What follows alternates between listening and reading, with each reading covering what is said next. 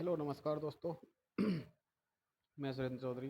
आपका एक बार फिर स्वागत है हमारे अपने ज्योग्राफी विद जय सिंह सर यूट्यूब चैनल पे। आइए स्टार्ट करते हैं। तो अपन ने एक क्लास पढ़ ली है राजस्थान ज्योग्राफी की। आज अपन सेकंड क्लास करेंगे। देखो यहाँ तक कल पढ़ लिया था अपन ने, आज इसके आगे बात करेंगे। तो अक्षांशों के बारे में अपन ने पढ़ लिया था। तो यहाँ पे है देशांतर। ग्लोब पर उत्तर से दक्षिण की ओर खींची गई या खींची जाने वाली काल्पनिक रेखाएं। देखो कल अपन ने अक्षांश रेखाओं के बारे में पढ़ा था। ये आपका ग्लोब है, इस पर देखो ऐसे उत्तर से दक्षिण इस प्रकार जो रेखाएं खींची जाती हैं वो कहलाती हैं देशांतर रेखा। ठीक है। ग्लोब पर उत्तर से दक्षिण की ओर खींची गई जाने वाली काल्पनिक रेखाएं देशांतर रेखाएं कहलाती हैं। दो देशांतर रेखाओं या दो देशांतरों के बीच की दूरी अंशों में मापते हैं। प्रत्येक अंश को पुनः मिनट और सेकंड में विभाजित करते हैं। और कुल जो देशांतर हैं ग्लोब पर उनकी संख्या है आपकी 360। कुल देशांतर कितने हैं? 360। पृथ्वी की भूमध्य रेखीय परिधि की अगर हम बात करें तो 40,076 किलोमीटर है। और इनके बीच की दूरी यदि निकालें तो भूमध्य रेखा पर दो देशांतरों के मध्य के बीच की दूरी जो होती है वो आती है 111.32 किलोमीटर। दो देशांतरों के मध्य का भाग जो है गोरे कहलाता है। और अक्षांशों की यदि बात करें तो अक्षांशों के बीच के दो अक्षांशों के बीच का जो भाग होता है उसे अपन कटिबंध कहते हैं। दो देशांतरों के बीच का भाग गोरे और दो अक्षांशों के बीच का भाग क्या कहलाता है? कटिबंध। देशांतर रेखाओं से किसी स्थान की स्थिति व समय का निर्धारण होता है। देखो अक्षांश किस काम आती है? अक्षांश जो काम आती है वो आती है किसी स्थान विशेष का स्थिति विस्तार और वहाँ की जलवायु जानने के काम आती है। कोई स्थान विशेष है, उसकी स्थिति या विस्तार कहाँ पे है या उसकी किस प्रकार की जलवायु उस स्थान पे पाई जाती है, वो तो आती है ये काम। और जो देशांतर रेखाएं वो किसी स्थान विशेष का स्थिति विस्तार प्लस वहाँ का जो समय है उसका निर्धारण करने के काम आती है। फिर बात करते हैं भारत की मानक समय रेखा जो है वो 82.5 डिग्री पूर्व देशांतर रेखा को माना गया है, जो इलाहाबाद के निकट एक जगह है नैनी। इलाहाबाद के निकट नैनी नामक स्थान से गुजरती है। भारतीय मानक समय ग्रीनविच मीन टाइम यानी कि जो ग्रीनविच टाइम है, अंतर्राष्ट्रीय जो टाइम है उससे 5.5 घंटे आगे रहता है। जो भारत का समय है 5.5 घंटे आगे रहता है। पूरे भारत में एक समय जोन रखा गया है। पूरे भारत में एक ही समय जोन है। ठीक है, ये चीज़ आपको ध्यान रखनी है। अब बात करते हैं अपन कर्क रेखा के बारे में।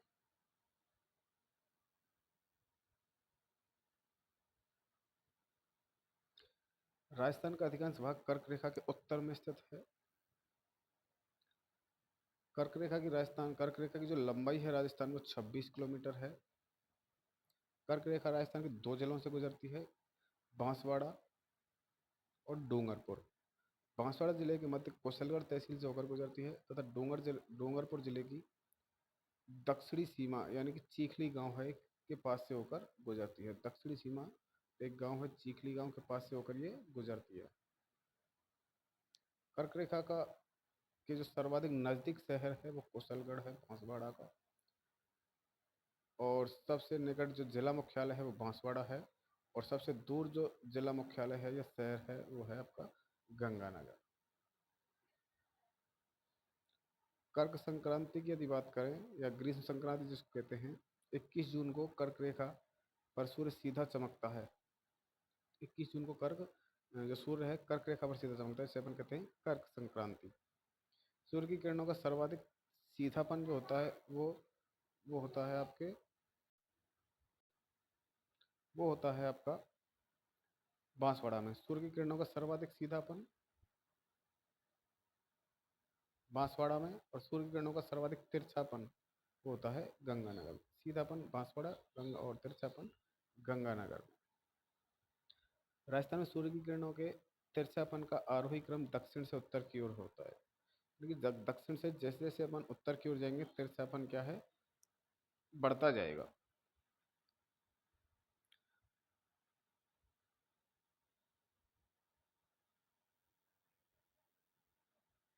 उदाहरण के लिए यदि बात करें तो बांसवाड़ा से गंगानगर की ओर जाने पर सूर्य की किरणों का तिरछापन बढ़ता है।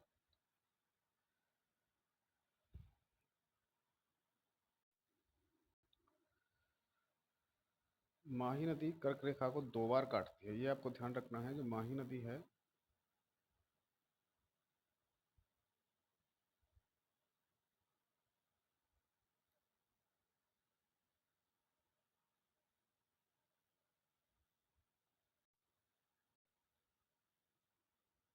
जो माही नदी है ये कर्क रेखा को 2 बार काटती है। भूमध्य रेखा से ध्रुवों की ओर जाने पर जो किरणों का तिरछापन है वो बढ़ता जाता है और तापमान कम होता जाता है। यानी कि जैसे जैसे भूमध्य रेखा से अपन ध्रुवों की ओर जाएंगे तो उनका तिरछापन जो है किरणों का, वो बढ़ता जाएगा और तापमान कम होता जाता है। ये आपको ध्यान रखना है।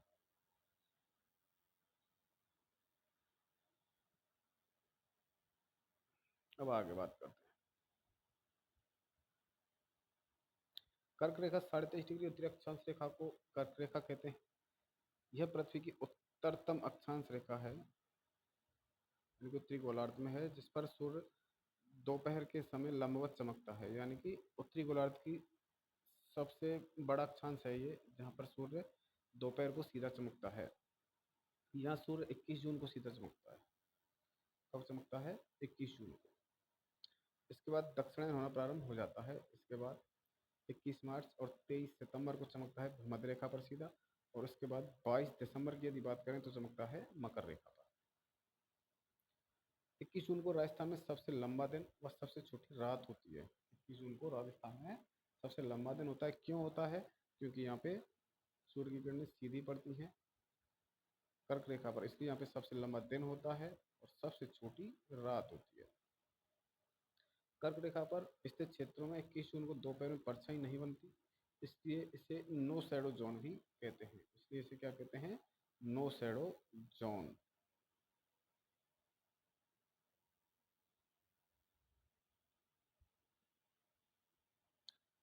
फिर देखो, कर्क रेखा क्यों कहते हैं इसको? क्योंकि जून क्रांति के समय सूर्य की स्थिति कर्क राशि में होती है।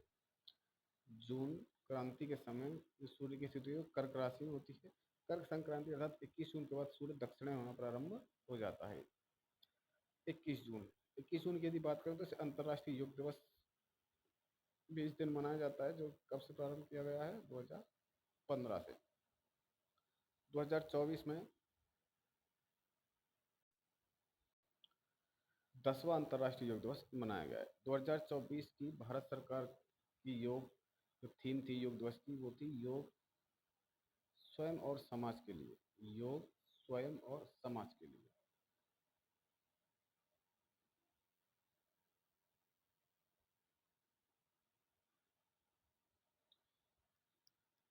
और वर्ष 2024 की राजस्थान सरकार की जो थीम थी वो थी महिला सशक्तिकरण। कर्क रेखा भारत के 8 राज्यों से गुजरती है। गुजरात है, राजस्थान है, मध्य प्रदेश है, छत्तीसगढ़ है, झारखंड है, पश्चिम बंगाल है, त्रिपुरा है, मिजोरम। यहाँ से क्या गुजरती है? आपकी कर्क रेखा। भारत में कर्क रेखा की लंबाई की यदि बात करें तो 2934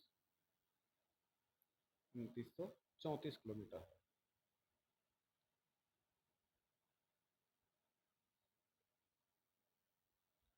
अब बात करेंगे राजस्थान की सीमाएं और विस्तार। राजस्थान की उत्तर से दक्षिण लंबाई की यदि बात करें तो वो है 826 किलोमीटर, जो कि कोंडागांव गंगानगर तहसील गंगानगर से बोरकुंड सज्जनगढ़ तहसील बांसवाड़ा तक है।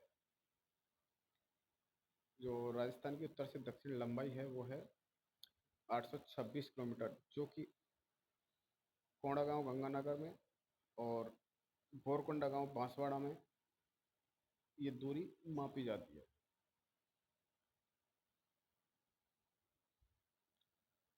और राजस्थान की पूर्व से पश्चिम लंबाई की यदि बात करें तो वो है आपकी 869 किलोमीटर, जो कि सिलावट गांव और राजाखेड़ा तहसील धौलपुर से कटरा गांव सम तहसील जैसलमेर तक की मापी जाती है। उत्तर से दक्षिण 826 और पूर्व से पश्चिम 869। ये चीज़ आपको ध्यान रखनी है, इनसे प्रश्न पूछा जाता है, दोनों का अंतर कभी कभी पूछ लिया जाता है।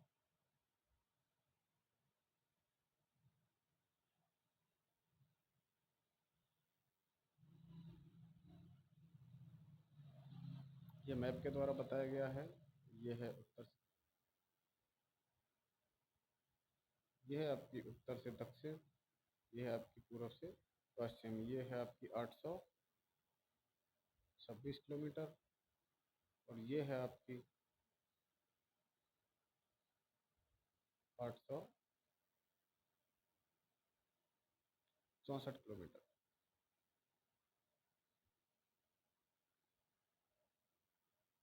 सॉरी, 869। उत्तर से दक्षिण 826 और पूर्व से पश्चिम है 869। तो राजस्थान की उत्तर दक्षिण लंबाई का जो अंतर है, ये भी कभी कभी पूछा जाता है। दोनों का अंतर मैंने जैसे आपको बताया है 826 और 869, इसके बीच का जो अंतर है वो कितना है, 43 किलोमीटर। यदि राजस्थान की विकर्ण की लंबाई उत्तर पश्चिम से दक्षिण पूर्व की ओर यदि विकर्ण की लंबाई देखें तो वो होती है 850 किलोमीटर। विकर्ण से मतलब है जैसे ये तो कितना है, ये 850 किलोमीटर।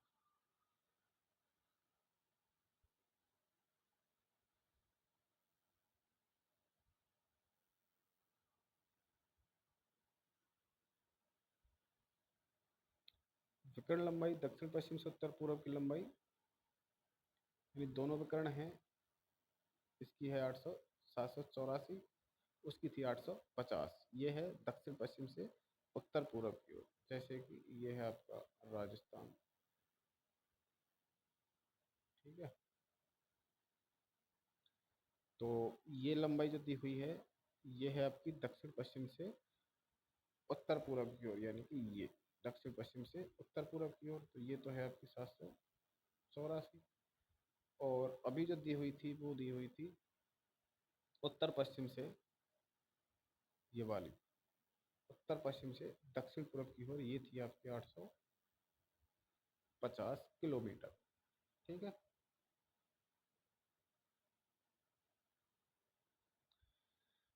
तो विकर्णों की लंबाई व चौड़ाई में जो अंतर है वो है 66 किलोमीटर का। 850 और 784 में से जब घटाते हैं 850 में 84, तो आता है आपका 66 किलोमीटर। खगोलीय स्थिति के आधार पर राजस्थान का मध्यवर्ती जिला है नागौर। खगोलीय स्थिति के आधार पर राजस्थान का मध्यवर्ती गांव है लामपोलाई नागौर। मध्यवर्ती जिले की बात करें तो वो है लामपोलाई नागौर, सॉरी जिले की बात करें वो है नागौर, और गांव की बात करें वो है लामपोलाई। राजस्थान की आकृति कैसी है, पतंगाकार, यानी कि विषम कोणीय चतुर्भुज आकृति है राजस्थान की, और स्थलाकृति बैगनर सिद्धांत पर आधारित है। राजस्थान की स्थलाकृति पहली बार बताने का जो विद्वान हैं, बताने वाले विद्वान हैं वो है टी एच हैंडले।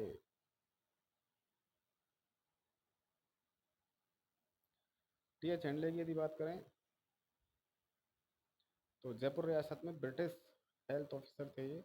इन्हीं की सलाह पर जयपुर के शासक राम सिंह द्वितीय ने जयपुर शहर को गेरुआ रंग से रंगवाया था। हैंडले ने जयपुर इतिहास व कला पर कई पुस्तकें में लिखी हैं। राम सिंह द्वितीय ने इसका दोस्ताना संबंध, इनका दोस्ताना संबंध था, और राम सिंह ने अपनी मृत्यु से पहले लिखी अपनी वसीयत पर हैंडले का हस्ताक्षर करवाए थे। राजस्थान की कुल स्थलीय सीमा की यदि हम बात करें तो वो है 5920 किलोमीटर। ध्यान रहे राजस्थान की जलीय सीमा नहीं लगती किसी से, ठीक है, केवल स्थलीय सीमा है वो है 5920 किलोमीटर। राजस्थान की अंतर्राज्यीय सीमा है 4850 किलोमीटर, और राजस्थान की अंतर्राष्ट्रीय सीमा है 1070 किलोमीटर, जो कि लगती है कहाँ से, पाकिस्तान से।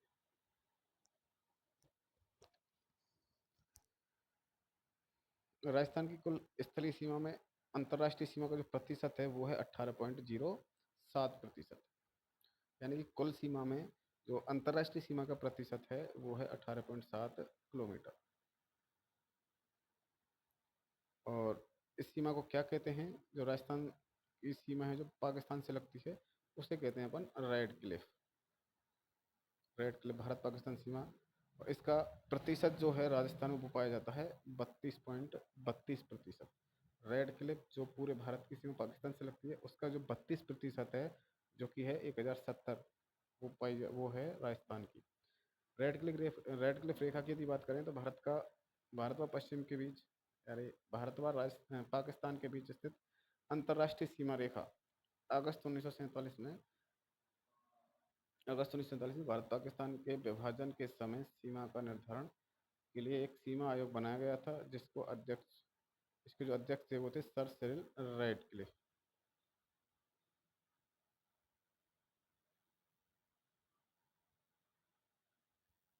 इस आयोग ने कांग्रेस द्वारा मनोनीत सदस्य जस्टिस मेहरचंद महाजन तेज सिंह थे, व मुस्लिम लीग द्वारा मनोनीत सदस्य मोहम्मद दीन मोहम्मद व मोहम्मद मुनीर थे। और कांग्रेस के तो कौन थे? जस्टिस मेहरचंद महाजन तेज सिंह। रेड क्लिफ विश्व की एकमात्र अंतर्राष्ट्रीय सीमा रेखा है जिसका निर्धारण मानचित्र पर कलम से, केवल पेन खींच के किया गया है, मानचित्र पर कलम चला के उसका निर्धारण कर दिया गया था। रेड क्लिफ रेखा NH 11 और 911 के समांतर व पाकिस्तान की सिंधु नदी के बहाव के समांतर स्थित है। यह एक अध्यारोपित सीमा है।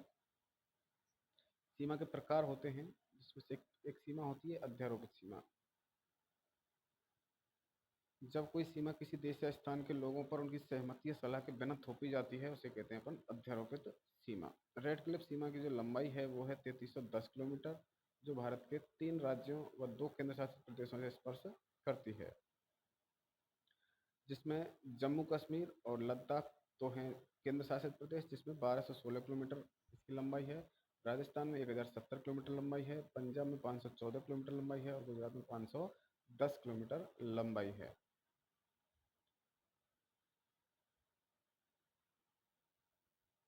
राजस्थान को अंतर्राष्ट्रीय सीमा जो है राजस्थान की, वो 1070 किलोमीटर है, जो हिंदूमल कोट गंगानगर में एक जगह है, वहाँ से बाकासर शाहगढ़ बाड़मेर तक इसकी लंबाई है। हिंदूमल कोट गंगानगर से बाकासर बाड़मेर तक राजस्थान में जो अंतर्राष्ट्रीय सीमा है वो लगती है। पाकिस्तान से लगने वाले सीमावर्ती 5 जिले, यानी कि राजस्थान के जो 5 जिले हैं जो पाकिस्तान से लगते हैं, ध्यान रखना है यहाँ पे आपको, जो पहले जब नए ज़िले नहीं बने थे तब तक 4 ज़िले केवल लगते थे, लेकिन अब 5 ज़िले लगते हैं, जिसमें है आपका गंगानगर, बीकानेर, फलौदी, जैसलमेर और बाड़मेर। पहले फलौदी नहीं लगता था, लेकिन अब फलौदी नया ज़िला बन गया है बाड़मेर से, तो ये सर्वाधिक सॉरी पाकिस्तान से लगने वाले ज़िलों में शामिल है, जो कि न्यूनतम सीमा है, और सर्वाधिक है आपकी जैसलमेर। और राजस्थान के वे ज़िले जो केवल अंतर्राष्ट्रीय सीमा बनाते हैं वो 3 हैं, आपको बीकानेर, फलौदी और जैसलमेर। देखो 5 जिले हैं, जिनमें से गंगानगर और जो बाड़मेर हैं वो अंतर्राज्यीय सीमा भी बनाते हैं और अंतर्राष्ट्रीय सीमा भी बनाते हैं। तो यहाँ पे प्रश्न पूछा जाता है केवल अंतर्राष्ट्रीय सीमा बनाने वाले जिले कितने हैं, तो वो हैं 3। कौन कौन से? बीकानेर, फलौदी और जैसलमेर। राजस्थान के वे जिले जो अंतर्राष्ट्रीय सीमा के साथ साथ अंतर्राज्यीय सीमा भी बनाते हैं, वो हैं आपके गंगानगर और बाड़मेर।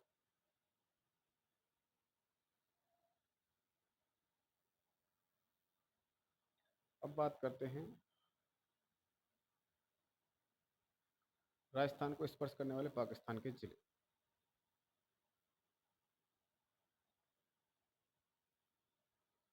तो बहवल नगर एक जिला है जो गंगानगर और बीकानेर को स्पर्श करता है। बहवल नगर गंगानगर और बीकानेर को स्पर्श करता है।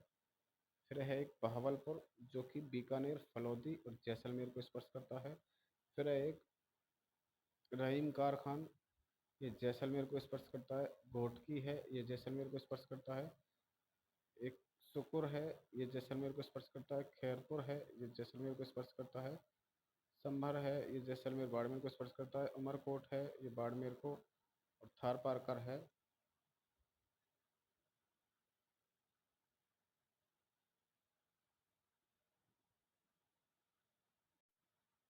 ये जो थार पारकर जिला है ये बाड़मेर को स्पर्श करता है। इस प्रकार राज्यों की यदि बात करें तो बहाबलपुर, बहाबल नगर और रहीम खारखान ये पंजाब प्रांत से स्पर्श करते हैं। बाकी जितने भी हैं घोटकी, सुकुर, खैरपुर, संबर, उमरकोट और थार पारकर ये सिंध प्रांत के जिले हैं जो कि राजस्थान को स्पर्श करते हैं। तो ये थी कुछ जानकारी। इसके बाद नेक्स्ट वीडियो में मिलते हैं, तब तक देखते रहिए और ज़्यादा से ज़्यादा वीडियो को शेयर करें। जो नए स्टूडेंट हैं वो चैनल को सब्सक्राइब करना ना भूलें। मिलते हैं नेक्स्ट वीडियो में, तब तक के लिए थैंक यू, धन्यवाद। पढ़ते रहिए, स्वस्थ रहिए, मस्त रहिए।